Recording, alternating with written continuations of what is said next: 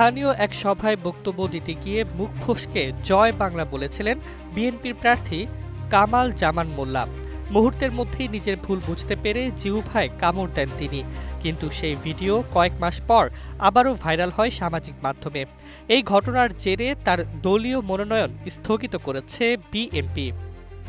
এর আগে ৩রা নভেম্বর সোমবার ত্রয়োদশ জাতীয় সংসদ নির্বাচনে ২৩৭টি আসনের সম্ভাব্য প্রার্থী তালিকা প্রকাশ করে বিএনপি।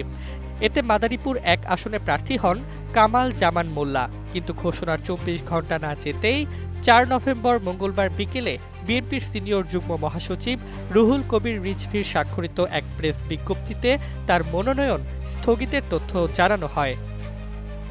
যদিও দলীয়ভাবে স্থগিতের কারণ জানানো হয়নি, তবে মনোনয়ন পাওয়ার পর থেকেই সামাজিক যোগাযোগ মাধ্যমে পতিত আওয়ামী লীগ নেতাকর্মীদের সাথে কামালের কিছু ছবি ও ভিডিও ছড়িয়ে পড়ে। এর মাঝে পুরনো একটি ভিডিওতে দেখা যায় তিনি বক্তব্য শেষে বলেন, তারেক রহমান জিন্দাবাদ, ম্যাডাম খালেদা জিয়া জিন্দাবাদ, জয় বাংলা। এরপরই নিজের ভুল বুঝে মুখ চেপে ধরেন। তারেক রহমান জিন্দাবাদ, ম্যাডাম খালেদা জিন্দাবাদ, জিয়া রহমান শহীদ হোক, জয় বাংলা।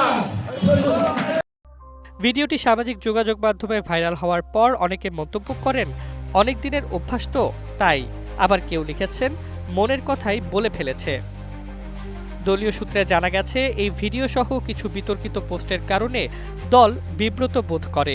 ফলে নেতৃত্ব স্তরে আলোচনা শেষে তার মনোনয়ন স্থগিতের সিদ্ধান্ত হয়, যদিও আনুষ্ঠানিকভাবে কিছু উল্লেখ করেনি বিএনপি।